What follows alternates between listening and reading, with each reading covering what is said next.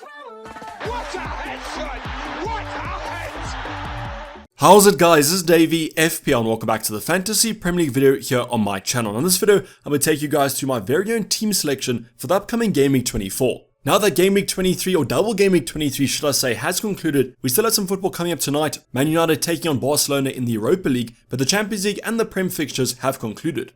So now we can take a team review of Game Week 23, see how the team got on, was it a red arrow, was it a green arrow, and how's my overall squad shaping up for Game Week 24. I'll talk about my transfer plan and finally give you guys the team selection heading into the upcoming Saturday deadline. Now hopefully I do see you guys for the deadline stream coming up on Saturday morning, afternoon, evening, wherever you guys are around the world. But if you guys are interested in my current team selection, sit back, relax, and let's get straight into it. So going over the double Game Week 23 review, we had that game last night, Arsenal Man City. What a game to actually have. Hopefully you guys did watch it and hopefully you own those assets that scored points. We got a few points scored in that fixture, but my red arrow actually got worse than the transfer plan, and we're currently sitting at just below the 250k mark.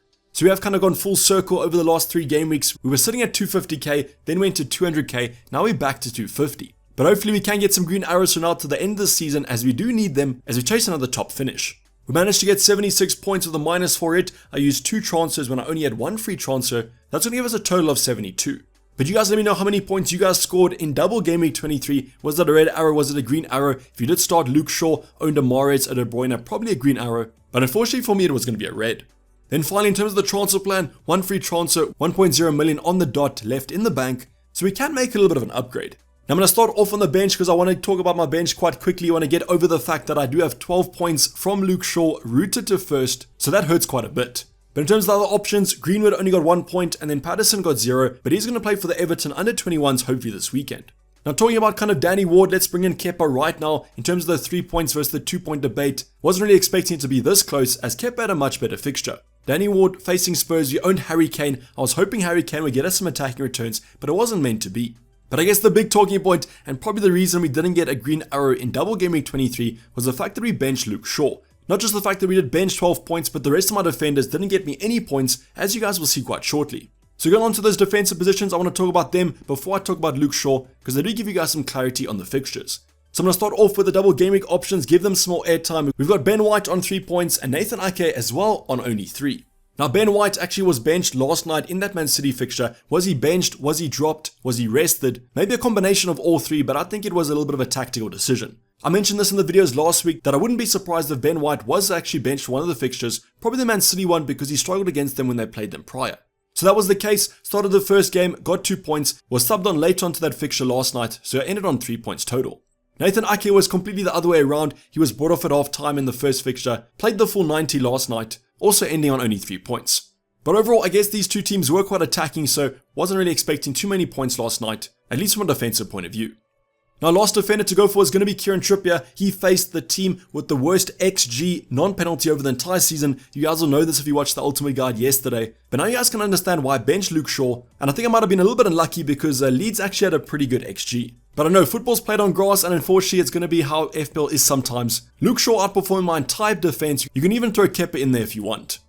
But now moving on to our midfield department, we're going to start off with our double Game Week options. The first double up is going to be Odegaard and Saka. If you guys don't know, I actually made a transfer before Game Week 23 of Martinelli to Saka as well. So yes, the kind of sideways move wasn't too sideways to be honest because we got a massive 10 points from that transfer. So Martinelli at the end of the day scored 5 points, was brought off for the extra clean sheet point before Brentford scored. And then last night was subbed around the 70-minute mark.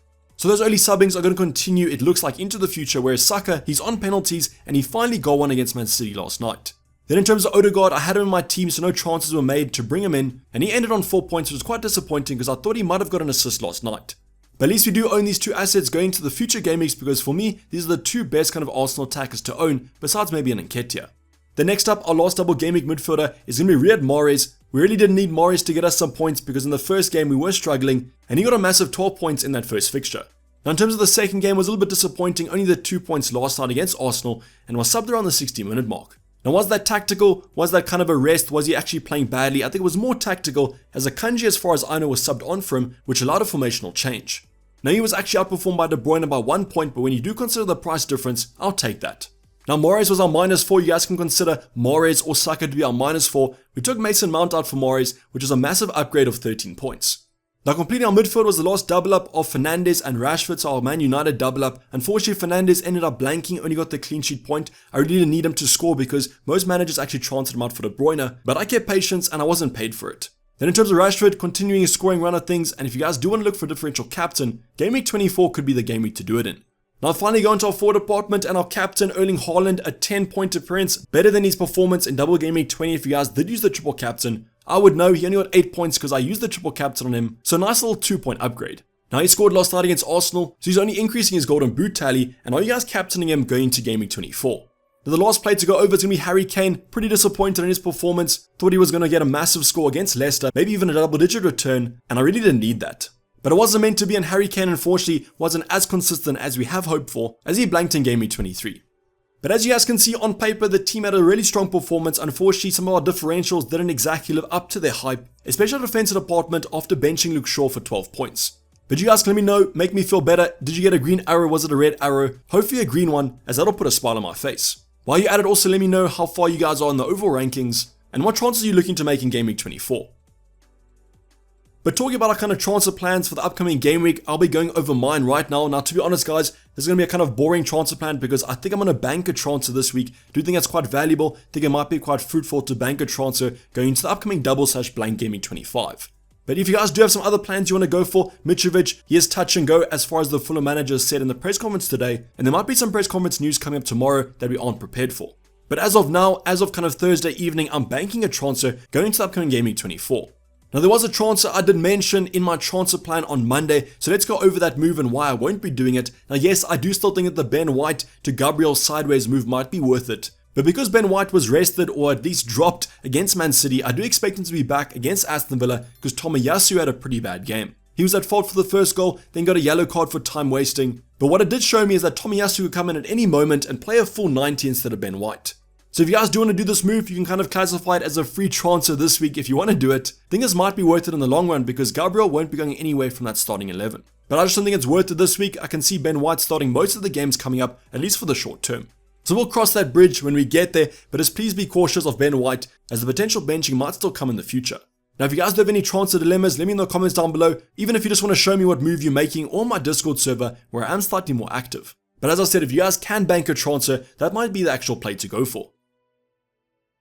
But now going on to our Game Week 24, a single game week, kind of squished between these doubles and these blanks, but this might be the last normal game week we have for a while, so please enjoy it. If you're going to bank a transfer, sit back, join the deadline stream, might be a chill run on Saturday. But as I said, this might be the last kind of relaxed game week that we do have from now till Game Week 38. Now let's start off on our bench, and we do have a little bit of a benching dilemma this week like we did last week. We do have Nathan Ake currently against Nottingham Forest, which I don't really like. But let's talk about him when we go over our defenders. We have Greenwood against Everton, who won't play. We then have Patterson, who hopefully will play for the Everton under-21s, so hopefully he's back for double Game Week 25. Then in terms of Danny Ward, let's bring in Kepa right now, and you guys can see in terms of the fixtures, I heavily favour Kepa this week, so there's no debate in that one. Now moving into the defensive department, I've got Ben White against Aston Villa, expect him to be back in the starting 11, but Aston Villa is a little bit of a tough game defensively. But I trust that Arsenal defense we saw in the Ultimate Guide, pretty good defensive stats this entire season, and I do expect a big resurgence from that Arsenal team after the loss against Man City yesterday. We then have Luke Shaw, so please watch out for that Barca game tonight. I'm expecting Luke Shaw to start. Let's hope he comes out injury free, but there could be some benching and rotations on the weekend for United. But I still think that Luke Shaw should be fine in the starting 11, but Leicester are playing well recently, especially from an attacking point of view. So maybe Luke Shaw could be a debate whether I start him. I don't. I might be scared of his 12-point appearance last game week, but do you think that Nathan Ake is a better option than him? Our last defensive option might be the option that we do bench. It's going to be Kieran Trippier against Liverpool. But the reason I'm not benching him, and you guys will know this from the Ultimate Guide yesterday, is that Newcastle's defense has been rock solid this entire season. Added to that, Liverpool aren't on their best form. I know they just beat Everton 2-0, but it wasn't the best game from them, and I just can't really bring myself to benching Trippier. But now that you guys have seen my defensive department, who would you bench for Nathan Ake, or do you agree with me that these three more nailed options could be the ones to go for? I'm saying kind of nailed options because I do slightly worry about that Nathan Ake benching. Man City face Leipzig next week Wednesday in the Champions League, so who kind of even knows that Nathan Ake is going to play? I'm also slightly worried because it seems like Pep has been rotating his centre backs on the half-time and 50-minute mark, so even if Ake starts, he might get subbed off early. That's why I might go for the more certain options. A Luke Shaw, a Trippier and a Ben White should hopefully play, whereas I can't say the same about Nathan Ake, but the clean sheet odds are pretty strong if he does. But let me know in the comments down below what you guys think, otherwise I might just go on the projected points, which currently are telling me to bench Nathan Ake. But now moving into our attacking department, going to go over the midfielders first, and our double up of choice in terms of Arsenal's Odegaard and also Saka. So no complaints about these two assets, expect them to both play if they are injury free at the moment. And against Aston Villa, I am hoping for some goals.